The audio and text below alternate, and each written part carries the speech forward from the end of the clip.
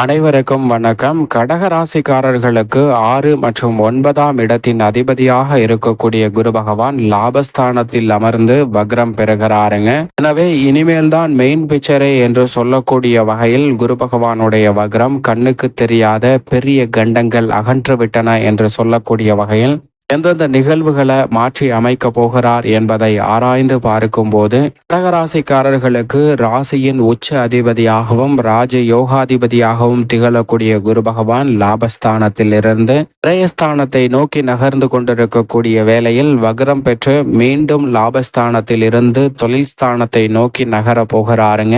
இந்த மாறுதல் சற்று சாதகமற்ற அமைப்பு என்றாலும் பெரிய அளவிலான பிரச்சனையை ஏற்படுத்தி விடாது. ஏனென்றால் குரு பகவான் லாபஸ்தான தான் நிலை கொள்ள போகிறார். குரு இஸ் ஆல்வேஸ் குரு என்று சொல்லக்கூடிய வகையில் பல நல்ல வாய்ப்புகளை நிறைவாக அள்ளி கொடுக்க போகிறாருங்க.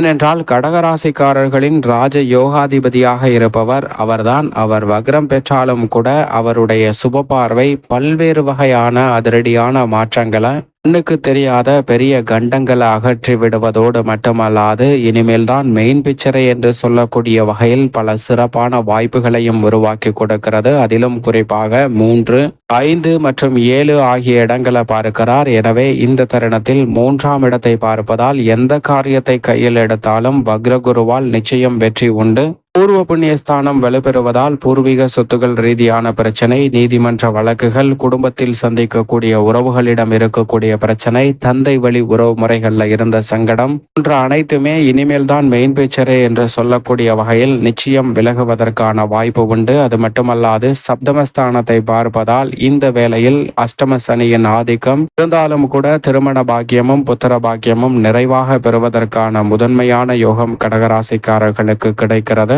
அதோடு மட்டுமல்லாது குரு பார்க்கின் கோடி நன்மை என்று சொல்லக்கூடிய வகையிலும் கண்ணுக்கு தெரியாத பெரிய கண்டம் அகன்றுவிட்டது என்று சொல்லக்கூடிய வகையில் எந்த நிகழ்வு அமைய போகிறது என்று பார்க்கும் போது உதாரணமாக நவ கிரகங்கள் என்று சொல்லக்கூடிய 9 கிரகங்களுக்கும் இடையே போட்டி நடைபெறுகிறது. மனித வாழ்வை துல்லியமாக என்னால் தான் கடிக்க முடியும் என்று பல கிரக நிலைகள் சொல்லிக் கொண்டிருக்கின்றன. அப்போது சந்திரன் நான் பௌர்ணமி தினத்தன்று குருவிற்கு நிகரான பலனையும் அமாவாசை தினத்தன்று சனிக்கு நிகரான பலனையும் வெளிப்படுத்துவேன். ராகு கேதுவும் என்னுடைய கட்டுப்பாட்டில் தான் செயல்படுகின்றன. மட்டுமல்லாது தெளிந்த ஞானத்தை புதனை விட அறிவாற்றலை அதிகமாக கொடுக்க முடியும். அனைத்து கிரகங்களை விட நான் துல்லியமாக ஒருவருடைய ஜாதகத்தை கணக்கிட்டு அவர்களுடைய வாழ்க்கையை மிக விரைவாக மாற்றக்கூடிய கிரகமாகவும் இருக்கிறேன் என்று சொல்கிறாருங்க சந்திரன். இதை கேட்ட சனி மற்றும் ராகு கேது உள்ளிட்ட பல கிரகநிலைகள் வீண் வாக்குவாதம் வேண்டாம் என்று சொல்லி விலகிவிடுகின்றனர். ஆனால் குரு மட்டும் சந்திரனுக்கு ஒரு பாடத்தை கற்பித்தாக வேண்டும் என்று சந்திரனிடம் ஒரு ஜாதகத்தை கொடுக்கிறாருங்க. அந்த ஜாதகத்தை வாங்கிய சந்திரன் துல்லியமாக கணக்கிடுகிறார். இந்த குழந்தை பிறந்து 1 வருடம் முடிவதற்குள் அதன் ஆயுள் முடிந்து விடுகிறது. அந்த குழந்தை தொட்டிலில் தூங்கி கொண்டிருக்கும் போது ஒரு பாம்பு வந்து தீண்டி அந்த குழந்தை இறக்க போகிறது என்று சொல்கிறாருங்க சந்திரன். சரி, நடக்கிறதா என்று பார்ப்போம் என்று குரு சொல்லிவிடுகிறார். அப்போது அந்த குழந்தையும் பிறக்கிறது. குழந்தை பிறந்து சில மாதங்கள் கடக்கிறன. 1 வருடம் நிறைவடையக்கூடிய வேளையில் சந்திரன் கணித்த அந்த நேரமும் வருகிறது. அப்போது சந்திரன் குருவிடம் வந்து, குரு வா, அந்த குழந்தை இறக்க போகிறது, நாம் போய் பார்க்கலாம் என்று கூப்பிட குரு அதற்கு அந்த குழந்தை இறக்க போகிறது, அதை பார்ப்பதற்கு எனக்கு மனமில்லை, நீயே சென்று என்ன நடக்கிறது என்று பார்த்து வா என்று சொல்கிறார். ஆனால் சந்திரன் குருவை விட மாட்டேங்கிறாருங்க. அடம் பிடிச்சு நீ வந்தாதான் போவேன் அப்படின்னு சொல்லி குருவை கூட்டிட்டு போறார். அப்படி கூட்டிட்டு போன குருவிடம் இன்னும் சில நேரங்கள்ல இந்த குழந்தை இறக்க போகிறது என்று சொல்கிறார். அந்த சந்திரன் சொன்னது போன்றே அந்த குழந்தை தூங்கி கொண்டிருக்கக்கூடிய வீட்டில் பாம்பு ஒன்று மரத்தின் வழியாக உள்ளே நுழைகிறது. ஜன்னல் வழியாக ஏறி அந்த குழந்தை உறங்கி கொண்டிருக்கக்கூடிய அந்த தொட்டிலில் மேலே மாட்டிருக்கக்கூடிய கம்பியின் மீது செல்கிறது. அங்கு செல்லும் போது பாம்புவின் வாளானது அந்த கம்பியில் மாட்டிக்கொள்கிறது. அப்போது காத்து அடிக்க அந்த பாம்பானது ஊஞ்சல் போல் ஆடுகிறது. அப்போது குழந்தையும் வெளுத்து விடுகிறது.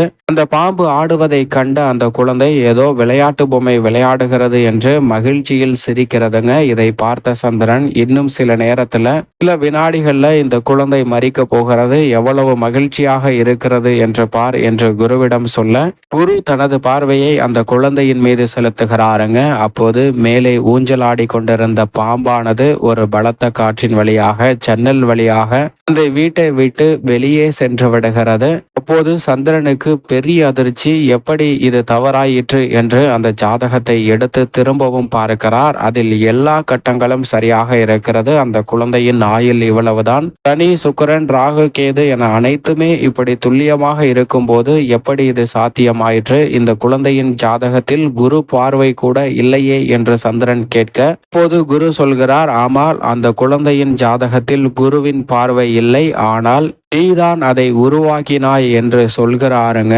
சந்திரனிடம் குரு. அப்போதுதான் சந்திரனுக்கு புரிகிறது குருவின் சுப பார்வை எவ்வளவு வலியது என்று. அது போன்றுதான் கடகராசிக்காரர்களின் ராஜ யோகாதிபதியான குரு பகவான் எந்த இடத்தில் சஞ்சரித்தாலும் சரி, எந்த நிலையில் இருந்தாலும் சரி, குரு பகவான் எப்போதும் அதீத நன்மைகளை கடகராசிக்காரர்களுக்கு ராஜ யோகாதிபதியாக இருப்பதால் அள்ளி கொடுப்பாருங்க. எனவே அவர் லாபஸ்தானத்தில் வக்ரம் பெற்றாலும் கூட அவருடைய சுப பார்வை 3, 5, 7 ஆகிய இடங்களில் பதிவதால் இந்த தருணத்தில் குடும்பத்தில் நீங்கள் திட்டமிடக்கூடிய காரியம் எதுவாக இருந்தாலும் கனகச்சிதமாகவும் துல்லியமாகவும் செய்து முடிப்பதற்கான முதன்மையான அதிர்ஷ்ட யோக பலன்கள் நிச்சயமாக கடகராசிக்காரர்களுக்கு உண்டு. குரு வக்ரத்தினால் பெரிய அளவிலான சிரமங்கள் ஏற்படும் என்பது நிச்சயமாக நம்பத்தக்க ஒன்று இல்லைங்க. எனவே கடகராசிக்காரர்கள் குருவினுடைய அமைப்பு காரணமாக வக்ரம் பெற்றாலும் நல்ல மாறுதல் உண்டு. ஏனென்றால் தொழில் ஸ்தானத்தை நோக்கிதான் நகர போகிறார். எனவே புதிய தொழில் ரீதியான வாய்ப்புகளும், புதிய வேலை வாய்ப்பு,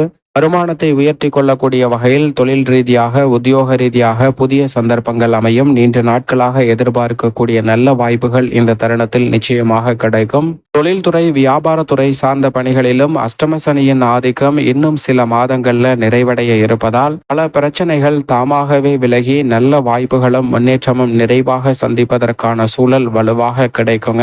எனவே இந்த தருணத்தை சரியாக பயன்படுத்தி திட்டமிட்டு பயன்படுத்தி கொண்டால் பல சங்கடங்களை நிச்சயமாக விலக்கிவிட முடியும். அதோடு மட்டுமல்லாது கலைத்துறை ரீதியாக லாபஸ்தானத்தில் வக்ரம் பெறக்கூடிய குருவின் அமைப்பால் புதிய வாய்ப்புகள் உங்களுடைய வருமானத்தை உயர்த்தி கொள்ளக்கூடிய வகையில் நிச்சயமாக அமையும். பல்வேறு வகையான தடைகள் விலகும். உங்களது திறமைக்கு நிச்சயம் அங்கீகாரம் கிடைக்கும். அரசியல் சார்ந்த பணிகளில் இருக்கக்கூடிய நெருக்கடிகள் விலகுங்க. வக்ரம் பெறக்கூடிய ராசியின் ராஜ யோகாதிபதியான குருவின் அமைப்பால் பல பிரச்சனைகள் நிச்சயமாக கட்டுக்குள் வருவதற்கான யோகம் இந்த தருணத்தில் வலுவாக கிடைக்கிறது. மாணவ மாணவியரின் கல்வி சார்ந்த விஷயங்களில் தெளிவாக செயல்படுவதற்கான யோகம் இந்த தருணத்தில் உண்டு. கல்வியில் நல்ல முன்னேற்றமும், விவசாயம் சார்ந்த பணிகள் திருப்திகரமாக அமைவதற்கான யோகமும் இந்த தருணத்தில் கடகராசிக்காரர்களுக்கு நிச்சயமாக கிடைக்கிறது. பெண்மணிகளை பொறுத்த வரைக்கும் பெண்மணிகளின் நலனை பேணி காக்கக்கூடிய குரு வக்ரம் பெறுவதால் அவசரமாக எந்த பணியையும் செய்ய வேண்டாம். நிதானமாக செய்தாலே போதும். நல்ல பலன் உங்களை தேடி நிச்சயமாக வரும். மேலும் இந்த தருணத்தை சாதகமாக மாற்றிக்கொள்ள நிச்சயமாக கடகராசிக்காரர்கள்